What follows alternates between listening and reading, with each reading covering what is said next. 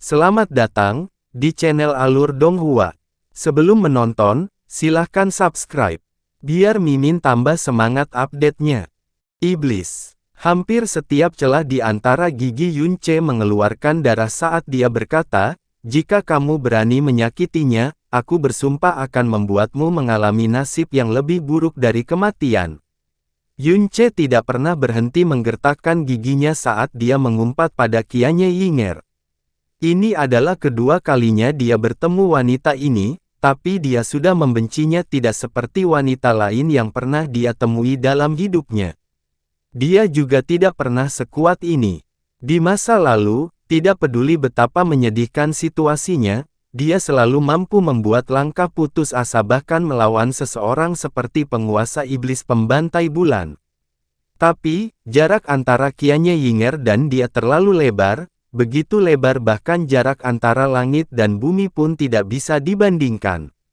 Semua kata-kata dan taktik tidak lebih dari lelucon sebelum celah seperti ini. Nasib yang lebih buruk dari kematian. Qianye Yinger terdiam saat mendengar kata-kata Yunce. Dia perlahan berbalik untuk melihatnya sebelum bertanya, "Yunce, apakah kamu yakin kamu mengerti apa arti nasib yang lebih buruk dari kematian?" Cahaya keemasan iblis melintas di pupil matanya, dan pola emas pekat muncul di sekujur tubuh Yunce. Kemudian, dia gemetar hebat ketika dia merasakan sesuatu seperti sejuta anak panah menusuk tubuhnya, atau jarum yang tak terhitung jumlahnya menembus jiwanya. Jika ada satu hal yang paling tidak ditakuti Yunce di dunia ini, rasa sakit yang akut mungkin saja adalah hal itu. Itu karena luka yang dideritanya tidak terbayangkan oleh masyarakat awam. Berkali-kali dia terluka parah atau berada di ranjang kematiannya, tapi dia sudah terbiasa dengan rasa sakit sehingga dia tidak pernah mengeluarkan satu suara pun. Tapi saat cahaya keemasan melintas di mata Qianye Yinger, dia menjerit seolah dia menangis darah dan menggeliat hingga tubuhnya tampak cacat total.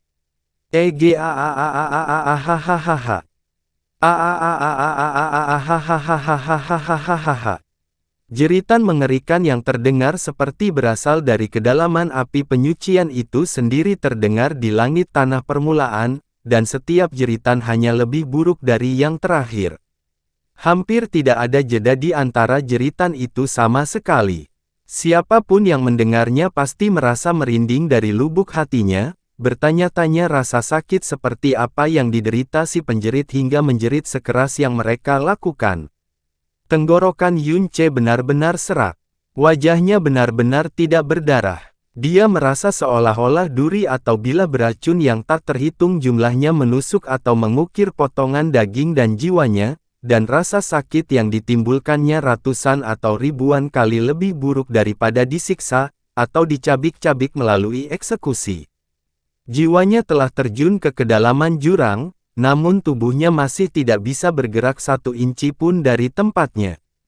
Tubuhnya menggigil hebat seperti cacing yang sekarat, dan dia bermandikan keringat dingin dari ujung kepala sampai ujung kaki hanya dalam beberapa tarikan napas. Genangan keringat menyebar dengan kecepatan yang sangat cepat di bawah tubuhnya.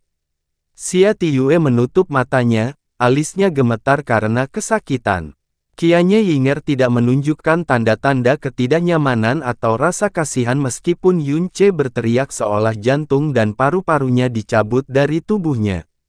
Faktanya, bibirnya yang indah, sepasang benda yang bahkan lebih cantik dari sekuntum bunga yang lembut melingkar menjadi senyuman yang menawan. Apakah kamu mengerti apa arti nasib yang lebih buruk dari kematian sekarang? Iblis, Nes, Pembuluh darah yang tak terhitung jumlahnya pecah di dalam mata Yunce, dan dia hampir menghancurkan seluruh giginya karena dia menggigit begitu keras.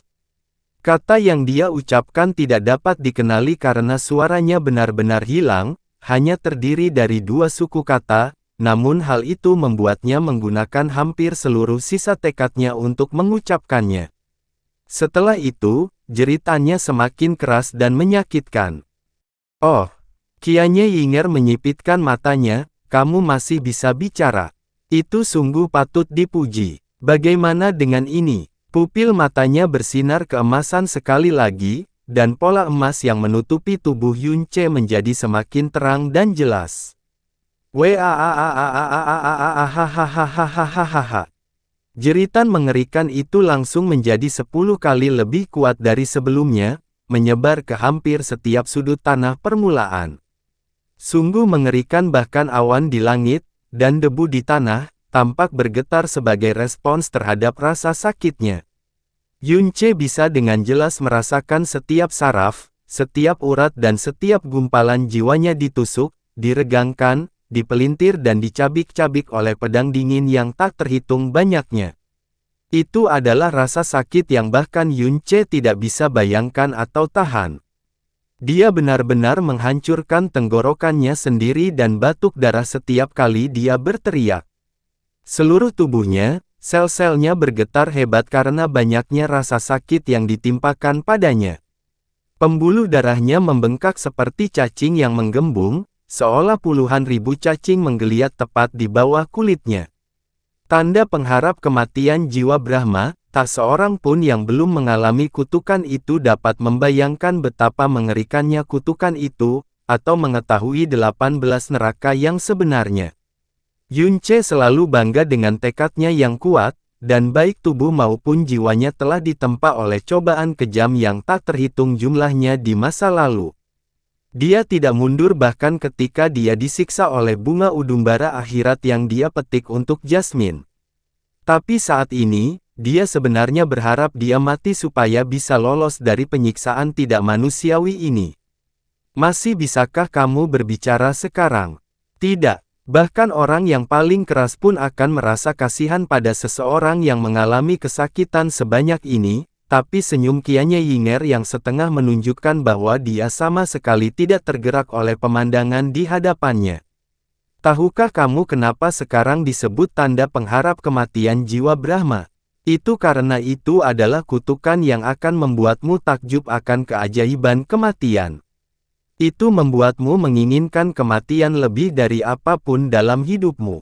Rasa sakit yang ditimbulkannya adalah sesuatu yang melampaui jiwa.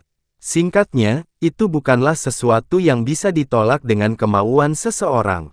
Jadi lupakan bahwa kamu hanyalah seorang junior menyedihkan yang telah hidup selama beberapa puluh tahun, bahkan seorang Realm King atau Kaisar Dewa dari Realm King akan berlutut dan memohon belas kasihan, atau mati. Kamu pasti sangat ingin mati, bukan? Apakah Anda tiba-tiba menyadari bahwa kematian adalah hal terindah di dunia ini?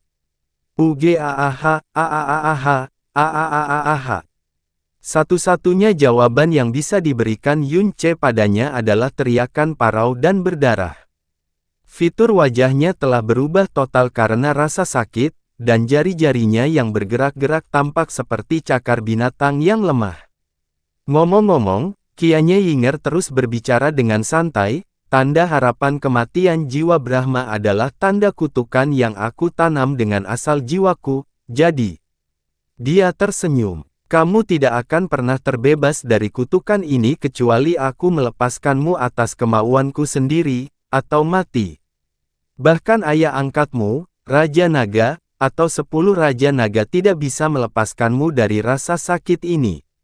Ini berarti kamu hanya punya 3 pilihan tersisa dalam hidupmu sekarang, kamu menaatiku, memohon agar seseorang membunuhmu, atau tetap berada di dasar neraka ini dan menjalani hidup yang lebih buruk daripada kematian selamanya.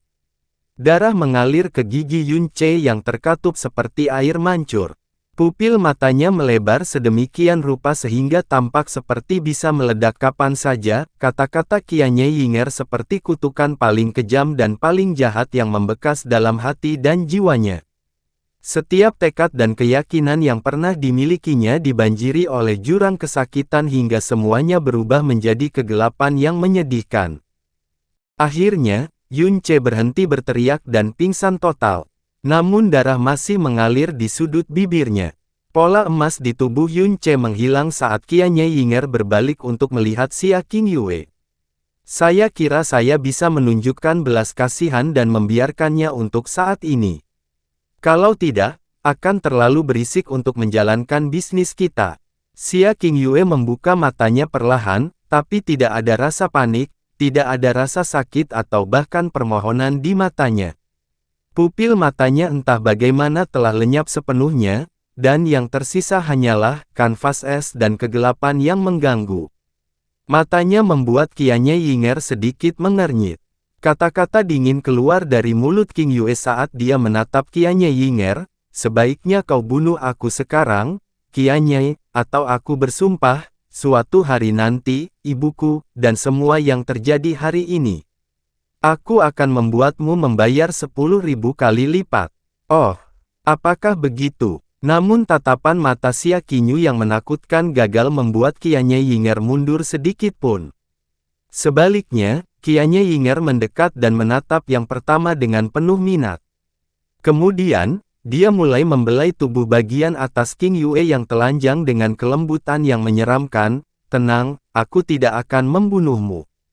Sayang sekali jika menghancurkan tubuh seperti milikmu, bukan?" Dia menggesekkan jarinya ke bawah dengan sembarangan, dan bagian bawah pakaian Qingyue juga tersebar dengan lembut ke dalam ketiadaan.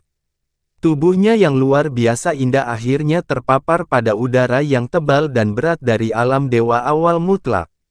Mata emas Qianye Yinger bersinar aneh sekali lagi.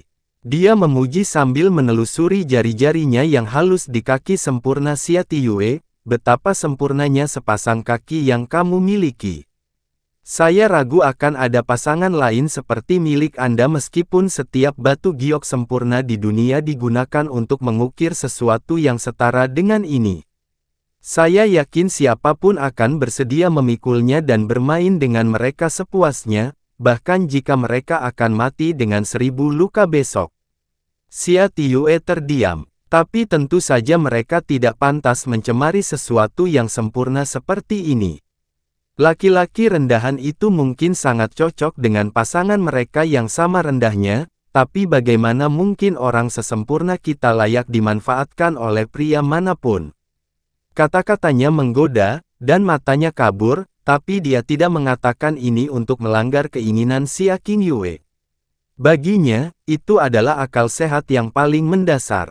Qianye Yinger telah mencemooh, dan bahkan membenci semua pria di dunia sejak usia sangat muda. Sejak saat kecantikannya muncul, dia dihujani dengan ekspresi keheranan, kerinduan, dan nafsu yang tak terhitung jumlahnya. Para jenius, putra kebanggaan, raja kerajaan, putra kaisar dewa, dan bahkan kaisar dewa sendiri berpikir bahwa kecantikannya mengalahkan semua yang ada di dunia, dan mereka rela membuang segalanya, bahkan harga diri dan nyawa mereka, hanya untuk melihat senyuman atau pandangan sekilas padanya.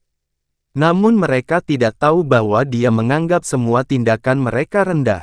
Di dunianya, tidak ada seorang pun di dunia ini yang pantas diliriknya untuk kedua kalinya kecuali ayah kandungnya, Kaisar Dewa Langit Brahma. Dia tidak akan pernah membiarkan pria manapun menyentuh bagian manapun dari tubuhnya, bahkan jari kelingkingnya juga. Dalam beberapa tahun terakhir, Qianye Yinger bahkan menutupi wajahnya sendiri.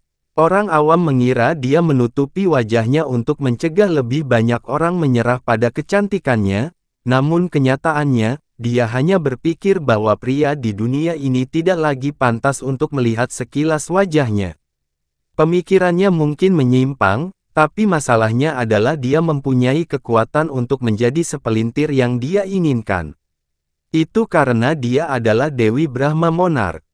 Sementara wanita lain berusaha menjadi istri dari suami yang berkuasa, memainkan peran sebagai istri dan ibu yang baik, mempercantik diri, meningkatkan kultivasi atau kekuatan mereka, dia mengejar sesuatu yang bahkan tidak berani dipikirkan oleh orang biasa.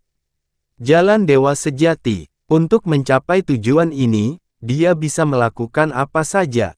Semuanya bisa dimanipulasi, dan semuanya bisa dihancurkan asalkan membantu pencariannya akan jalan dewa sejati. Jari-jarinya menelusuri kaki Xia Tiyue yang panjang dan indah sebelum akhirnya berhenti di perutnya.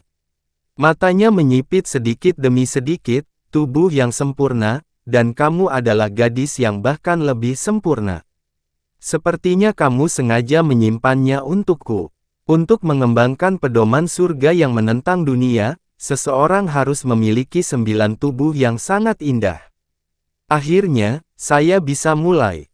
Pada saat itulah cahaya aneh menembus kabut di mata Kianya Yinger. Mati! Suara robekan itu terdengar seperti merobek langit itu sendiri. Retakan merah darah muncul tepat di depan pandangan Xia Qingyue dan tetap ada. Di bawah garis merah itu, lebih dari 10 helai rambut emas yang terpotong tetap melayang di udara. Namun, sosok Kianya Yinger mulai menjadi kurus dan berlubang sebelum langsung menghilang ke udara. Mata Xia Qingyue yang awalnya suram dan gelap akhirnya mendapatkan kembali kekuatan sebelumnya, dan pada saat inilah dia tiba-tiba merasakan kehadiran energi yang dalam. Retakan merah itu tidak hanya menghancurkan bayangan Kianya Yinger dan memutuskan beberapa helai rambutnya, itu juga telah merusak segel energi dalam yang ditempatkan pada dirinya dan Yunce. Di depannya, sosok merah muncul tanpa suara dari udara. Dia dengan dingin menatap Kianya Yinger yang langsung berkedip ke suatu tempat beberapa kilometer jauhnya dari sini. Belati merah terang yang dia pegang di tangannya memancarkan cahaya dingin yang menakutkan, namun cahaya dingin ini tidak ada apa-apanya dibandingkan dengan niat membunuh sedingin es yang terpancar dari matanya. Seorang gadis mengenakan jubah pelangi turun dari langit saat ini sebelum berdiri di sisinya. Yang cukup mengherankan, gadis muda ini memegang pedang besar berwarna biru yang jauh lebih besar dari tubuhnya yang kecil dan halus. Jasmine dan Caizi. Suara retakan yang sangat ringan terdengar di udara dan setelah munculnya retakan merah, salah satu sudut topeng emas Kianya Yinger dengan mulus putus dan jatuh ke tanah abu-abu. Jika dia lebih lambat bahkan sepersekian detik saja, wajahnya dan bahkan seluruh tengkoraknya akan terbelah oleh garis merah itu. Karena itu adalah pedang pembunuh Dewa Bintang Pembantai Surgawi. Dia mengulurkan jarinya dan dengan lembut menelusuri permukaan halus tak terbandingkan dari pecahan itu, mata di bawah topeng emas itu tiba-tiba bersinar dengan cahaya keemasan yang sangat berbahaya. Cepat bawa dia pergi. Kedua mata dan ekspresi Jasmine sangat gelap dan serius. Niat membunuh itu, yang memiliki sedikit bau darah segar bercampur, praktis telah menyelimuti seluruh lokasi awal alam dewa awal mutlak. Tubuh Xia Qingyue berkelebat dan dia tiba di sisi Yunce. Dia menarik Yunce ke dalam pelukannya, tapi dia tidak bergerak untuk pergi, dia jelas baru saja lolos dari bahaya dan Min Gioknya masih berwarna putih mengerikan. Karena satu-satunya yang lolos dari bahaya adalah dia. Tanda pengharap kematian jiwa Brahma Yunce. Kenapa kamu masih berdiri saja? Cepat keluar dari sini. Ketika dia melihat bahwa Xia Qingyue tidak bergerak selama beberapa saat, nada suara Jasmine segera menjadi beberapa derajat lebih serius dan cemas. Xia Qingyue tidak mengenalinya, tapi dia sudah mengenal Xia Qingyue sejak 12 tahun yang lalu.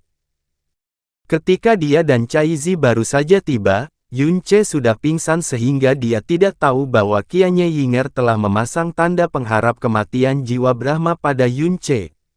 Kalau tidak, sebaliknya, dia sama sekali tidak akan meminta Xia Qingyue untuk melarikan diri bersama Yunce. Xia Qingyue mengatupkan gigi gioknya erat-erat. Tapi dengan adanya Kianya Yinger di dekatnya, hal itu tidak membuatnya ragu sedikit pun. Dia dengan cepat memanggil Vanishing Moon Celestial Palace dan membawa Yunce ke dalam sebelum melarikan diri jauh pada saat berikutnya. Kianya Yinger tidak mencoba menghentikan mereka, sepertinya dia merasa tidak perlu melakukan itu. Vanishing Moon Celestial Palace melaju dengan kecepatan maksimum dan terbang ke langit jauh di atas, di tempat itu menjulang pusaran putih pucat yang berputar-putar. Itu adalah jalan keluar dari God Realm of Absolute Beginning. Jasmine diam-diam menghela nafas lega dan aura yang dia tetapkan pada Kianya Yinger menjadi semakin dingin saat niat membunuhnya semakin mengerikan. Entah itu pelarian Xia Qingyue dan Yunce, atau niat membunuh Dewa Bintang Pembantai Surgawi, hal itu tidak menyebabkan ekspresi Kianya Ying berubah sedikit pun. Jarinya meninggalkan permukaan melengkung di sudut topengnya yang rusak saat dia perlahan melangkah maju dan mendekat ke Jasmine dan Caizi. Saat dia berjalan ke depan, dia berbicara dengan suara lesu, "Hanya dengan kalian berdua saja, tidak mungkin kamu bisa menyingkirkan Paman Gu dalam waktu sesingkat itu. Sepertinya kamu punya kaki tangan lain juga, mungkinkah ada Dewa Bintang ketiga?" Qian Ye. Kebencian yang membara tanpa batas entah bagaimana terkandung dalam dua kata pendek itu. Tidak peduli apakah itu Jasmine atau Caizi, Qian Yinger adalah orang yang paling mereka benci dalam hidup mereka. Karena dialah yang secara tidak langsung telah menyebabkan kematian ibu Jasmine, pernah menjadi penyebab langsung kematian kakak mereka, dan hampir membunuh Jasmine juga. Pembantaian surgawi. Jika kamu bersembunyi di balik bayang-bayang, aku masih akan mewaspadaimu. Tapi bukan hanya kamu yang memilih untuk tampil di hadapanku, kamu bahkan membawa serta anak anjing serigala yang belum dewasa itu." Suara Qian Yinger tiba-tiba menjadi dingin saat dia terus berbicara, "Apakah kalian berdua datang secara khusus kemati hari ini?" Niat membunuh Jasmine semakin kental saat dia mengarahkan pedang pembunuh dewa ke depan. Ujung pedang itu berkedip dengan cahaya berdarah yang tak seorang pun bisa melihatnya secara langsung. "Hari ini, orang yang akan mati adalah kamu. Oleh karena itu, apakah kamu tidak akan menjelaskan mengapa kamu mengejar kami ke tempat ini?" Qian Yinger semakin dekat dan meskipun dia menghadapi dua dewa bintang yang agung, suaranya yang sekarang dingin tidak terdengar sedikit pun tegang. "Alam dewa awal yang mutlak, sungguh tempat pemakaman yang sempurna. Tidak mungkin kalian berdua benar-benar datang ke tempat ini untuk mati, bukan? Atau apakah kamu siap untuk memberitahuku, bahwa kamu datang khusus untuk membunuhku? Tapi menurutku kamu, pembantaian surgawi, tidak mungkin sebodoh itu dengan memikirkan hal itu, kan? Kamu seharusnya sudah mati sejak lama," kata Jasmine dingin. Tapi di lubuk hatinya, dia mengerti lebih baik dari siapapun bahwa dia pasti tidak akan bisa membunuh Qian Yinger dalam situasinya saat ini, bahkan dia dan Caizi jika dijumlahkan pasti tidak akan bisa membunuhnya. Dia membawa serta Caizi dan bergerak menuju alam Dewa Bulan secepat mungkin karena dia takut Yun Ce akan kehilangan kendali atas emosinya saat dia melihat Xia Qingyue, memicu kemarahan besar alam Dewa Bulan. Mengingat Yun Ce temperamennya, hasil itu pasti berada dalam kemungkinan.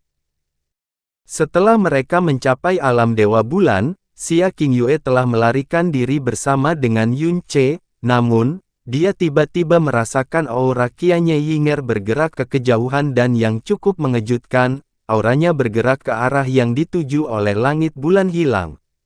Istana telah melarikan diri. Jasmine tahu lebih dari siapapun betapa mengerikannya Qian Yinger.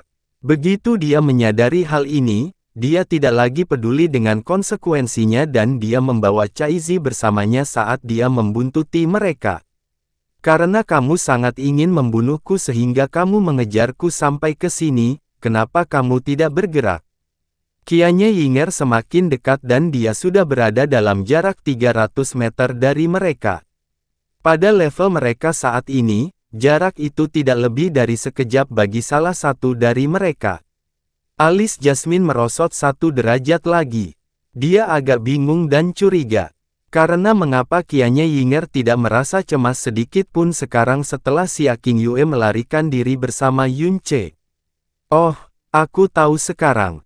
Bibir Qian Yinger melengkung ke atas saat dia tampak seolah-olah dia tiba-tiba melihat cahaya. "Ternyata kamu mencoba mengulur waktu agar mereka bisa kabur, bukan? Hanya saja aku sangat penasaran. Anda tidak ragu-ragu membawa serta anak anjing serigala ini, dan mengejar kami sampai ke sini dari wilayah ilahi timur. Jadi, pada akhirnya, apakah itu untuk melindungi kekuatan suci dewa jahat, atau untuk melindungi kekasih kecilmu?" Warna wajah Jasmine berubah drastis saat matanya bersinar dengan cahaya merah. "Apa yang kamu katakan?" "Kakak," warna wajah Caizi juga berubah. "Oh, hahaha, Melihat reaksi Jasmine, Qianye Yinger tertawa lebar. Di lain waktu, aku secara pribadi melihatmu menangis kesakitan karena Yunce, tapi aku masih belum bisa mempercayainya. Tapi saat ini, sepertinya tidak peduli seberapa sulit dipercaya atau tidak terduga semua ini, itu 100% benar. Tak disangka bahwa putri tertua dari alam Dewa Bintang, orang yang dipandang sebagai Dewa Bintang yang paling haus darah dan tanpa ampun di mata dunia, akan benar-benar jatuh cinta pada seorang pria, dan seorang pria dari alam bawah di itu. Ini semua sangat menghibur, terlalu menghibur. Dia secara pribadi menyaksikannya, menangis kesakitan. Mata Jasmine membelalak saat cahaya merah terkejut tiba-tiba terpancar. Apa sebenarnya yang kamu dengar? Hehe, apapun yang kamu bicarakan dengan anak anjing serigala itu saat itu, aku mendengar semuanya, kata Qianye Yinger dengan suara ceria. Untuk berpikir bahwa hati Dewa Bintang pembantaian surgawi, yang persepsi spiritualnya dikatakan paling tajam di alam dewa, akan benar-benar dilemparkan ke dalam kekacauan karena seorang manusia, meskipun indera ketuhananku menembus penghalang isolasi itu, kamu mendirikannya, kamu tidak lebih bijaksana. Saat ini, aku sungguh sangat penasaran dengan hal menggemparkan apa yang dilakukan Yunce untuk mencuri jiwa bintang bencana sepertimu, yang tangannya berlumuran darah segar dan ditakuti semua orang. Qianye, dua kata yang sama sekarang diucapkan dengan kebencian yang lebih dingin dari sebelumnya, tetapi pada saat yang sama, hatinya juga tenggelam dalam dadanya, ketika dia tiba-tiba melihat Yunce di alam dewa surga abadi hari itu. Dia merasa seolah-olah hatinya telah dihancurkan oleh palu surgawi, dia telah dilemparkan ke dalam kekacauan total dan bahkan memberikan Caizi omelan yang keras dan keras setelahnya. Namun dia bahkan tidak merasakan sedikit pun kehadiran Qianye Yinger. Dan dia bahkan telah mendengar semua yang dia dan Caizi bicarakan. Pada saat ini, si akhirnya mengerti mengapa Qianye Yinger mengejar Yunce ke tempat ini. Sebenarnya kelalaiannya lah yang menyebabkan Yunce menjadi sasaran Qianye Yinger. Terlebih lagi, begitu kamu menjadi sasaran iblis wanita yang lebih mengerikan daripada iblis ini, jika kamu sedikit saja lalai, kamu akan hancur total. Kakak, ini, semua, kesalahanku, bibir Caizi menjadi pucat dan suaranya bergetar, kalau bukan karena aku. Ini tak ada kaitannya dengan Anda. Jasmine memberikan teguran dingin. Awalnya, dia memang hanya ingin menunda Qianye Yinger dengan seluruh kekuatannya untuk memberi waktu bagi Yunce untuk melarikan diri. Tapi saat ini, keinginan untuk membunuh Qianye Yinger, yang jauh lebih kuat dari sebelumnya, telah muncul di dalam hatinya. Karena selama dia masih hidup, Yunce tidak akan pernah memiliki momen damai. Qianye, izinkan aku memberitahumu satu hal, kata Jasmine dengan gigi terkatup. Kekuatan dewa jahat adalah sesuatu yang tidak bisa dicuri. Sehebat apapun metode Anda, tetap saja tidak mungkin. Jadi sebaiknya kamu menyerah saja. Oh, terus. Jasmine mengerti betul bahwa Qianye Yinger pasti tidak akan kehilangan ketertarikan pada Yunce hanya berdasarkan apa yang baru saja dia katakan. Dia maju selangkah, cahaya berdarah dari pedang pembunuh dewanya berkedip, juga, hari ini adalah hari di mana kamu harus mati. Saat kata terakhir itu jatuh, tubuh Jasmine telah menghilang dan berubah menjadi bayangan terbang yang memenuhi langit. Pedang pembunuh dewa menarik jejak merah yang tak terhitung jumlahnya di udara saat mereka menembak langsung ke arah Qianye Yinger. Di luar alam dewa awal mutlak, pertempuran besar antara Guzu dan sosok biru sedingin es itu berlanjut. Tubuh Guzu sangat kuno dan layu hingga menyerupai mayat, namun setiap lambaian tangannya menimbulkan badai yang lebat dan mengerikan di dalam dimensi kekacauan primal saat dia terus-menerus menekan sosok biru sedingin es itu. Bang! Seutas energi panjang dan halus menghantam mereka, dan cahaya biru yang menutupi langit padam sepenuhnya. Sosok biru es itu juga telah terlempar jauh, dan seluruh tubuh mereka bergetar.